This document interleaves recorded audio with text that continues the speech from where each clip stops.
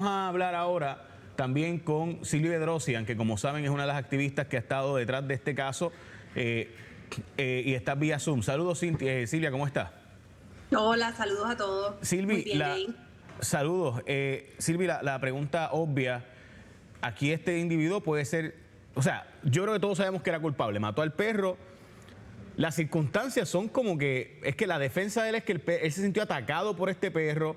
Supuestamente la esposa de él, la ex esposa, dice que él es un amante de los perros, de los animales, que tenía hasta cuidado con los animales, que donaba a causas benéficas de animales para protegerles. Pero, ¿qué era? ¿Que estaba en algún tipo de sustancia, un mal día? ¿De verdad fue que el perrito se movió la bola y por eso fue que lo mata? ¿Qué fue lo que se dijo allí en el tribunal?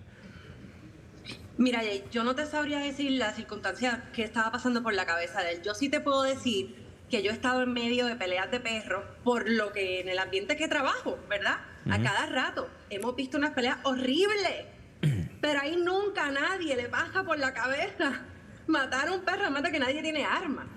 Nadie tiene armas. Tampoco entiendo qué hace con un arma en un campo de golf, ¿no? Bueno, se dice que en los campos de golf en Puerto Rico ha habido asaltos y robos y por eso pues alguna gente va armada, pero y eso yo puedo entenderlo. Lo que no puedo entender es si de verdad tú ves un perro y le pegas 3 tiros, es como, es demasiado extraño, es como que una escena extremadamente difícil de comprender en su totalidad.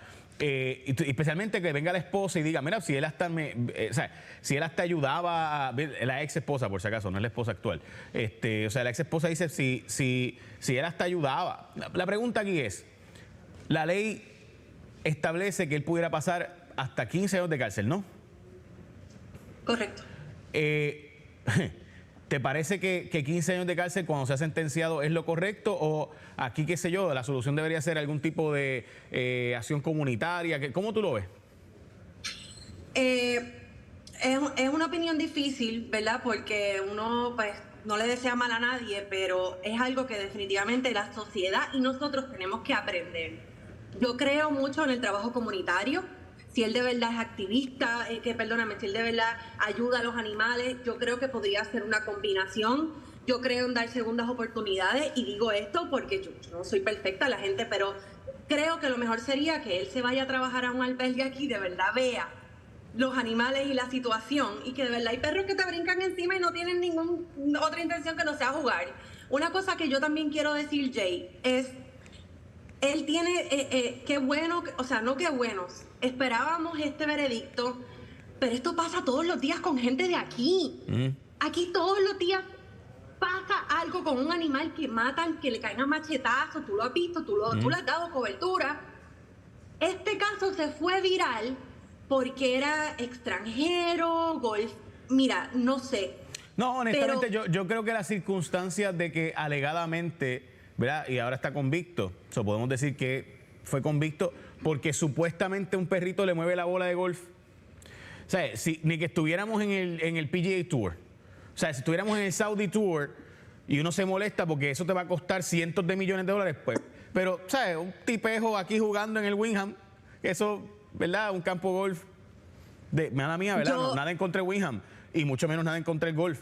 A pesar de que usa mucha agua. A lo mejor está en el deporte equivocado, Jay, porque si él vive con esa rabia o con esas ganas de matar a cualquiera, tal vez en vez de jugar golf debería ir a hacer boxeo.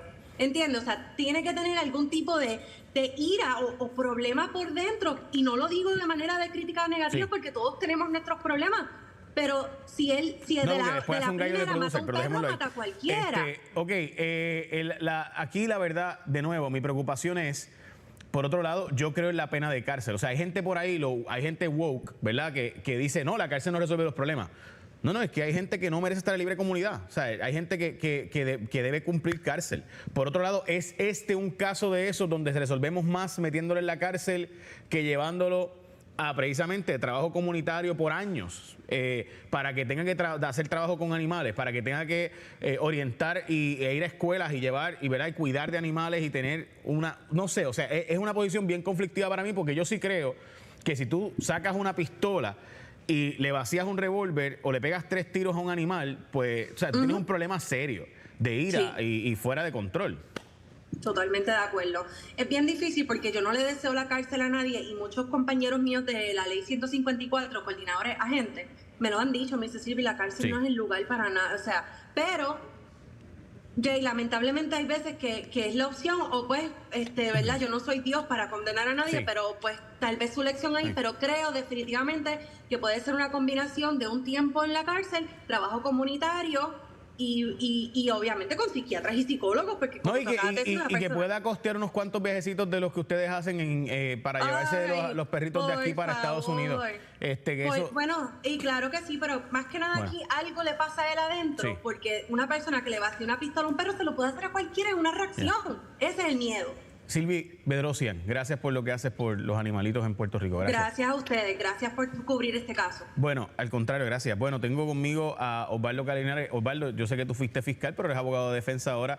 No vamos a hablar del caso de Ángel Pérez y demás, porque pues obviamente yo no quiero poner esa posición, a pesar de que él ha hablado en medios. Prefiero que eso se hable en otros programas.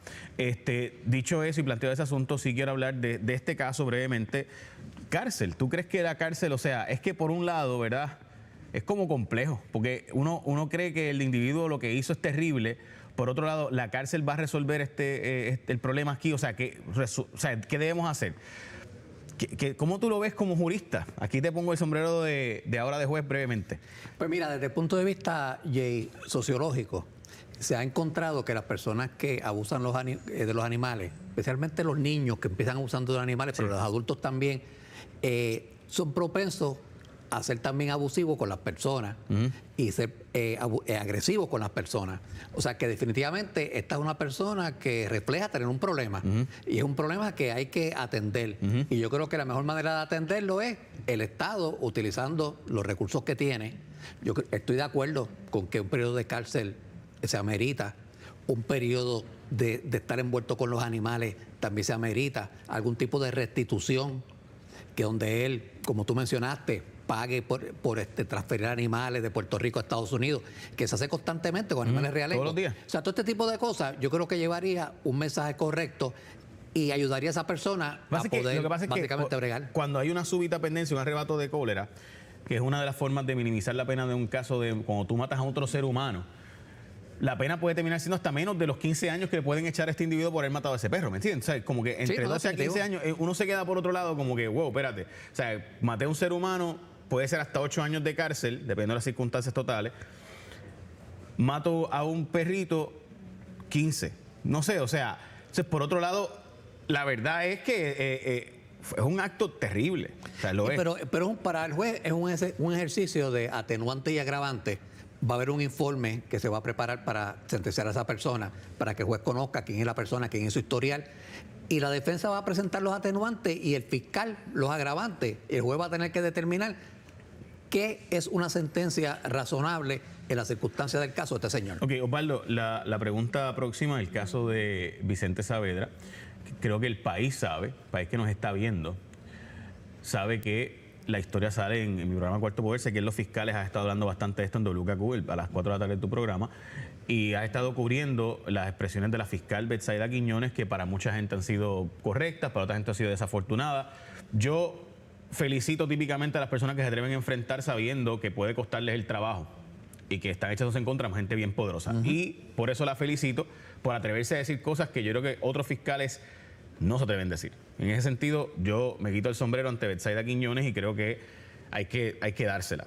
Por otro lado, tengo que decirte, Osvaldo, que esto se ha complicado, porque Harry Padilla está diciendo, en síntesis, no lo dice, pero lo dice, mira que esta fiscal ha empezado a decir cosas de mi cliente, el famoso productor de Ozuna, que creo que todo el país sabe que es vinculado, ¿verdad?, como potencial persona de interés, pongámosle. No ha sido descartado que sea hasta sospechoso del caso de asesinato de Kevin Fred. Así que tenemos aquí a Vicente Saavedra diciendo, yo no voy para allá.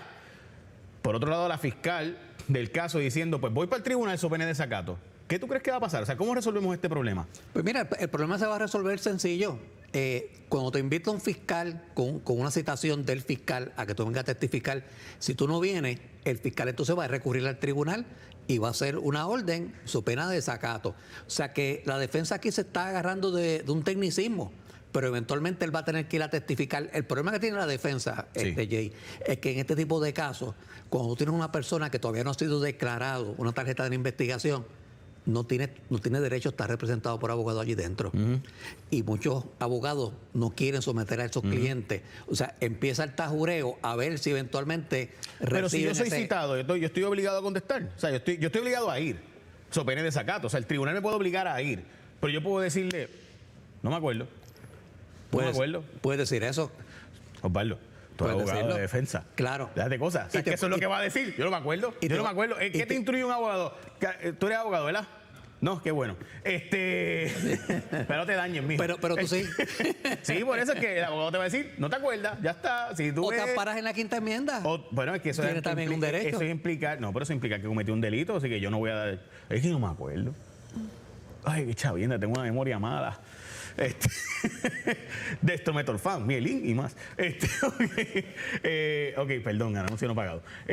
Siempre me están regañando por eso. Ok, Osvaldo, Saavedra, al no ir, no lo que hace a nivel del jurado que está viendo este caso, que si este caso finalmente llega a una acusación, no está diciendo, ups, yo estoy diciendo que tengo miedo de que me investiguen a mí o de contar preguntas sobre este caso. Porque por un lado, sí, obviamente el abogado de defensa te dice, no vayas, porque es que allí esa señora la tiene en tu contra. Ya dijo que tú mencionaste al gobernador y otra gente poderosa en la pasada entrevista, que para la gente que no sabe lo que estoy hablando, en una entrevista, Betsaida Quiñones mencionó que cuando ella entrevistó a Vicente Saavedra, le hizo saber que él era cercano al gobernador y que podía considerar al gobernador. Otras palabras, yo puedo ir donde tu jefe en cualquier momento.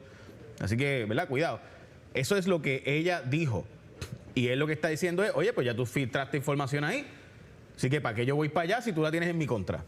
Bueno, transmite esa preocupación, obviamente. Tú tienes un testigo que es citado y es una persona que no tiene nada por qué temer. No voy a meterme en los tecnicismos, si se tienen que citarlo de esta manera o la otra. ¿Cuándo tiene que estar y dónde? Y tú lo presentas y la persona da su testimonio. Claro, mucha gente piensa que está citando a este señor, la fiscal, simplemente para ver qué es lo que tiene que decir. Eso es una, pero la otra es que los fiscales, cuando citan, ya tienen información, ya han investigado su caso, tienen preguntas que hacerle específicas sobre datos que han recibido de otras personas. Y ahí es que está el nitty-gritty de esto. Pero ella no ha dicho que él es sospechoso. Tampoco lo ha descartado. O sea, que él ni siquiera tiene derecho a que el abogado entre. Pero yo puedo dejar que entre el abogado voluntariamente como fiscal. Exacto. O puedo impedirlo. Exacto. No, voluntariamente lo puedes permitir. No hay un derecho a hacerlo. Por eso, si yo pero lo puedes fiscal, permitir. si yo fiscal no quiero que entre el abogado. Pues no, simplemente le dices, mire, él ahora mismo no se le van a advertir de sus derechos, él no está siendo tarjeta de esta investigación, así que usted no tiene derecho a representación, porque la representación tienen derecho las personas que son tarjetas de Ahora, investigación. una vez, si ella hace una pregunta, por ejemplo, que sea, ¿usted formó parte del asesinato o participó de alguna manera en el asesinato de Kevin Fred? Él puede decir, no, yo me amparo en la quinta enmienda o no voy a contestar, que sea, a menos que esté mi abogado. O puede salir a hablar con su abogado, aunque el abogado no esté presente. Mira, mi abogado está allá afuera y yo quiero hablar con él. Esto de tarjeta, Jay, realmente, de persona de interés, hacer una tarjeta, el brinquito es leve, es finitito. La fiscal es la que lo determina, o el fiscal del caso. Sí. Pero muchos abogados se preocupan de si realmente te están citando como persona de interés o tú eres una tarjeta de la investigación. Y en el caso de este señor, se ha hablado de que pudo haber estado envuelto de alguna manera en los hechos que se están investigando. Así que eso lo acerca más a tarjeta que a ser simplemente un mero testigo. Hay una cosa por ahí que le llaman la premisa inarticulada, vamos a decir. Hay aquí una premisa inarticulada. Ponme Osvaldo a ver si él sabe cuál va a ser la premisa inarticulada. Pon a los dos, señor director, a los dos. El tiro de los dos. El tiro de los dos. Osvaldo, tú y yo sabemos que aquí hay una premisa inarticulada. De que él sabe y conoce y que... Y ella, la fiscal no dijo, eres tarjeta, pero...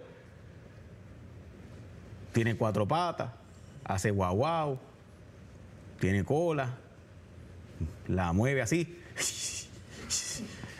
O sea, ¿qué tú haces como abogado de defensa? Bueno, están todos los muñequitos ahí. La fiscalía no es que nos imaginemos, la fiscal ya ha dicho públicamente que ella entiende que a Kevin Fred lo mandaron a matar. Sí. Y lo mandó a matar a una persona que tenía interés en que esa persona no andara por ahí. ¿Y quién tenía ese interés? Pues... A quien él acababa de decir, ¿verdad? Había una persona que acababa de decir que lo estaba extorsionando. Correcto.